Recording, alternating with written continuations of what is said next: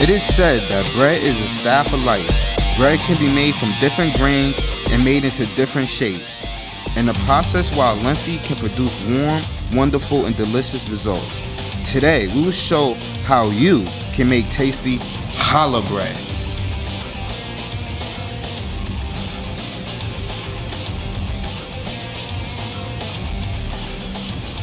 Hi, I'm Alex Ravello.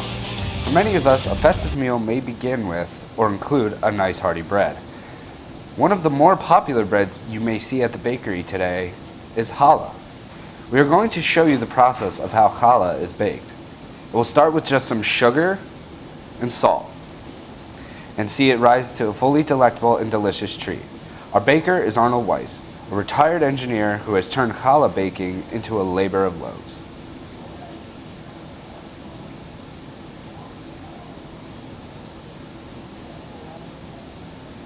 Sugar and salt, and we're going to dissolve it all at room temperature. Okay, now we're just going to stir everything together. It may not all dissolve. That's okay. It's going to stay here several hours, and at the end of that time, it'll be dissolved. Put the cover on. Now we're putting that away to rest. Everything is at room temperature. Okay, so salt, sugar, and water is at room temperature. Now Arnie is going to take us through the making of the yeast, which involves water, sugar, and stirring it to perfection. Now what we're going to do is we're going to sprinkle the yeast in. We want to sprinkle it in such a way that it doesn't stick to the sides of the container. Otherwise, it just starts forming lumps, and that makes it difficult to dissolve. Okay, we have all the yeast in. We'll shake it around a little bit. And after that gets dissolved, we'll stir it a little bit. Then we'll put in some sugar. The sugar gives it food for the yeast to act on, to start digesting rather quickly. And I'll also put in a small amount of flour, because the sugar gets used up rather quickly, so we want to give the yeast a little more longer lasting food for it to start bubbling and acting. And the flour is slower reacting. And I think we're just about there. That looks nice. I want to make sure this is all dissolved, no lumps. Good, now we'll add a little bit of flour. I don't want to make a dough here, we're just adding a small amount of flour. Again, this is just a longer acting food that the yeast has to feed upon. And we'll stir this up a bit.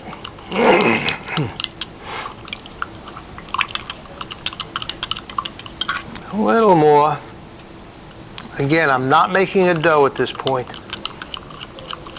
I just want to make it like maybe a thick sour cream.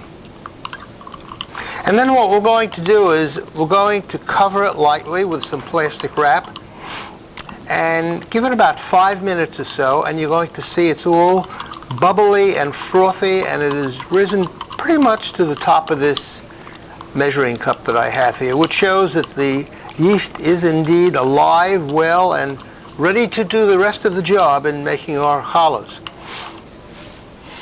So we have seen the making of the yeast and how it has really come together. In our next segment, Arnie is going to take the yeast mixture and start adding the flour, followed by rolling the mixture into a ball and thick enough to be kneaded. So now I'm going to stir it down somewhat. And after I stir it down, I'm going to pour it into this slightly larger container. I'm going to add the egg next.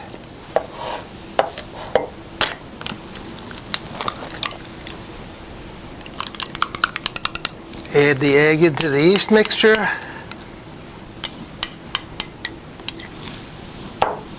And we'll stir this up. Good. Okay, now I'm going to add some oil. This is canola oil that I'm adding to it. And we'll get this stirred up. Okay, good. Now I'm ready to take this mixture and add it to the water, salt, and sugar.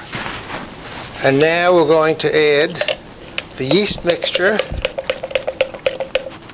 into here. Next step, we start making the dough. We add flour. We start putting it in. Okay. And I'll start mixing it with this tool. This is called a whisk, a dough whisk. Okay, we'll start mixing it up. Now, the amount of flour, you'll notice I'm not measuring off the amount of flour. The trick is to add a sufficient amount of flour until it feels right, the way this dough should feel.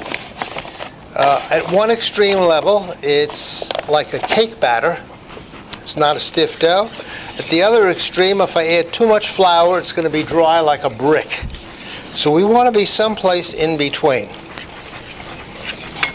I can use the whisk up to a certain point.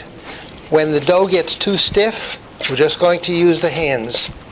It's the best way to feel until I have the right texture to it, the right amount of moisture.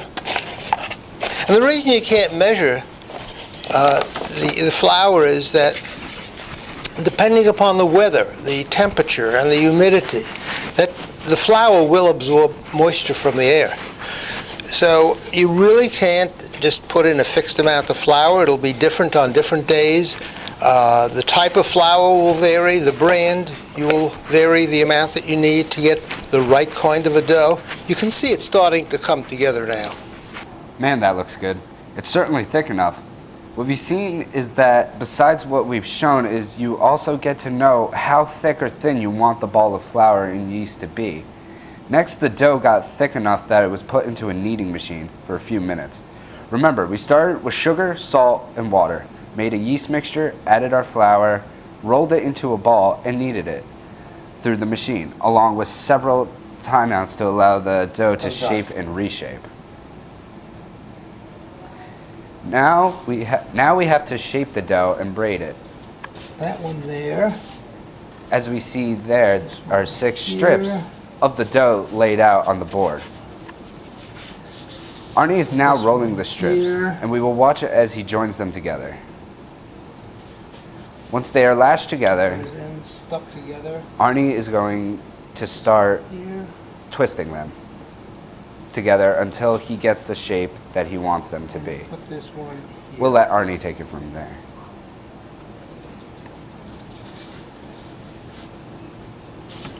Okay, now here we go.